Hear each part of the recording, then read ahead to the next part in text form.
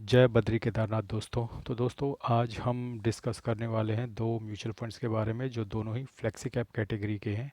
और इन दोनों का आज हम कंपैरिजन देखेंगे और पता लगाएंगे कि कौन से फ़ंड में आपको इन्वेस्ट करना चाहिए और कौन से फ़ंड में नहीं। तो दोस्तों आइए शुरू करते हैं। सिंपल कंपैरिजन से आप देख सकते हैं कि जो जेएम फ्लेक्सी कैप है उसकी लाइन लाइट बैंगनी कलर में आपको नज़र आ रही है, और जो पराग पारिक है उसकी ग्रीन कलर में आपको लाइन नज़र आ रही है। आप देख सकते हैं कि 5 साल के चार्ट पे तो काफ़ी क्लोज कंपटीशन रहा है। पराग पारिक काफ़ी समय तक ऊपर रहा है, लेकिन आखिर में जाके आप देख सकते हैं कि जेएम फ्लेक्सी कैप ने पराग पारिक से ज़्यादा रिटर्न दे दिए हैं। हालांकि कंसिस्टेंट बेसिस पे आप देख सकते हो कि पराग पारिक ऊपर रहा है। वहीं अगर आप देखेंगे 3 ईयर बेसिस पे तो जेएम फ्लेक्सी कैप बहुत ही आगे दिख रहा है पराग पारिक फ्लेक्सी कैप से। और 1 ईयर चार्ट में भी डेफिनेटली पराग पारिक से ऊपर नज़र आ रहा है जेएम फ्लेक्सी कैप। हालांकि शॉर्ट ड्यूरेशन है, ये 3-4 साल की ड्यूरेशन है। इस ड्यूरेशन में किसी फ़ंड का आगे निकल जाना ये नहीं बताता है कि ये फ़ंड अच्छा ही है। आई थिंक लॉन्ग ड्यूरेशन पे नज़र मारना भी बहुत ज़रूरी होता है, लेकिन दिक्कत ये है कि जेएम फ्लेक्सी कैप पुराना फ़ंड नहीं है और 4-5 साल ही शायद इसे हुए हैं। और मेरे ख्याल से पराग पारिक जो है वो काफ़ी पुराना फ़ंड है, 12-13-14-15 साल से वो चल रहा है। तो आगे हम डिटेल कंपैरिजन भी देखेंगे इनके रिटर्न का। फिलहाल शॉर्ट कंपैरिजन जो पिछले 4-5 साल का है वो मैंने आपको दिखा दिया है। बाकी फ़ंड के रिस्क की बात करें तो दोनों बहुत ही वेरी हाई रिस्क कैटेगरी के फ़ंड हैं। दोनों ही 5 स्टार रेटेड फ़ंड है। देखिए ये जो रेटिंग्स है ये इनको क्रिसिल और स्टैंडर्ड एंड पुअर जैसी संस्थाएं देती हैं। और इस रेटिंग में जब हाई रेटिंग मिलती है उसका मतलब ये होता है कि आपका जो फ़ंड है वो आपको डाउनसाइड प्रोटेक्शन भी अच्छी देता है, प्लस कम रिस्क में आपको ज़्यादा रिटर्न देता है। जो जितने भी ऐसे म्यूचुअल फंड होंगे जो कम रिस्क में आपको ज़्यादा रिटर्न देते हैं उनकी ऑटोमेटिकली आप देखोगे रेटिंग हाई होती है। तो ये दोनों ही 5 स्टार रेटेड फंड है, यानी कि ये दोनों कम रिस्क लेते हैं, डाउनसाइड प्रोटेक्शन देते हैं, प्लस आपको अच्छे रिटर्न्स देते हैं, इसीलिए दोनों 5 स्टार रेटेड हैं। मिनिमम एसआईपी अमाउंट आप देख सकते हो कि जो पराग पारिक में है वो 1000 रुपये की है, जबकि जेएम फ्लेक्सी कैप में 100 रुपये की है। तो यहाँ पे एक एडवांटेज है जेएम फ्लेक्सी कैप में कि आप मात्र 100 रुपये से भी एसआईपी कर सकते हो, जबकि पराग पारिक क्योंकि एक रेप्यूटेड फंड है तो वो 1000 रुपये से कम एक्सेप्ट ही नहीं करता। एक्सपेंस रेशियो की बात करें तो पराग पारिक की 0.63% है और 0.56% है जेएम फ्लेक्सी कैप का। तो कहीं ना कहीं क्योंकि रेपुटेशन मार्केट में ज़्यादा है तो पराग पारिक थोड़ा ज़्यादा चार्ज करता है in comparison to JM flexi cap, लेकिन बहुत ज़्यादा अंतर नहीं है। अगर एनएवी की बात करें एज ऑन 17 जनवरी 2025 तो 85.9 रुपीज़ की एनएवी जो है पराग पारिक की चल रही है और 112.1 रुपीज़ की जेएम फ्लेक्सी कैप की चल रही है। हालांकि एनएवी से कोई खास फ़र्क पड़ता नहीं है, जो आपके फ्यूचर रिटर्न होते हैं उसका एनएवी से कोई लेना देना नहीं होता है।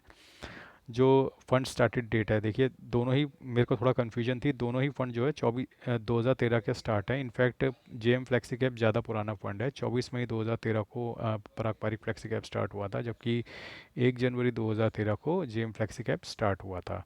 अब आ जाते हैं इंपॉर्टेंट चीज़ जो कि होती है एग्जिट लोड। एग्जिट लोड पे बहुत ध्यान देना चाहिए दोस्तों आपको जब भी आप म्यूचुअल फंड में इन्वेस्टमेंट करते हैं, क्योंकि आपका काफ़ी अच्छा नुकसान हो सकता है अगर आपको अपने म्यूचुअल फंड के एग्जिट लोड के बारे में जानकारी ना हो।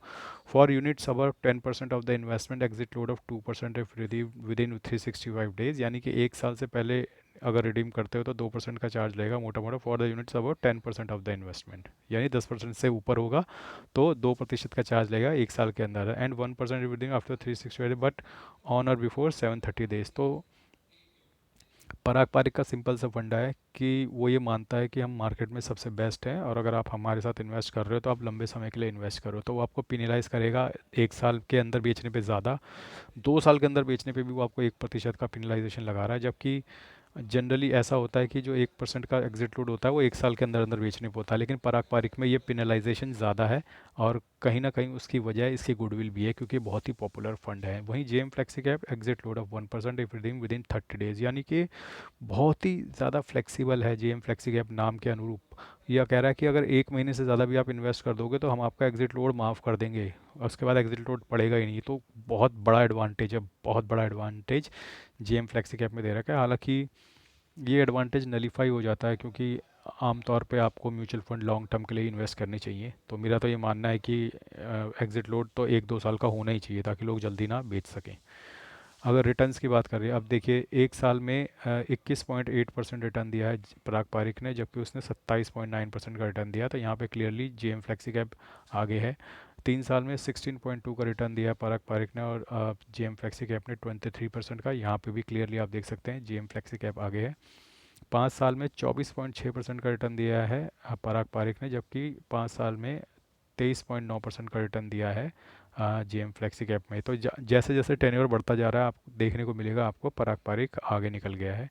वहीं सिंस इंसेप्शन, यानी कि जब से इन दोनों का 2013 से इनका स्टार्ट हुआ है, तो आप देख सकते हैं कि पराग पारिक ने 20.3% का रिटर्न दिया है, वहीं जेएम फ्लेक्सी कैप ने 18.9% का। हालांकि बहुत ज़्यादा अंतर नहीं है दोनों के रिटर्न में, लेकिन आप देख सकते हैं कि लॉन्ग टर्म में पराग पारिक जेएम फ्लेक्सी कैप से आगे निकल गया है रिटर्न के मामले में। अब बात कर लेते हैं दोनों के प्रोस की। Consistently higher return, annualise return than the category average for past 1, 3, 5 and 10 years for Parag Parikh, and consistently higher than annualized return for the category average for the past 1, 3, 5 and 10 years। तो दोनों में ही similar से pros हैं।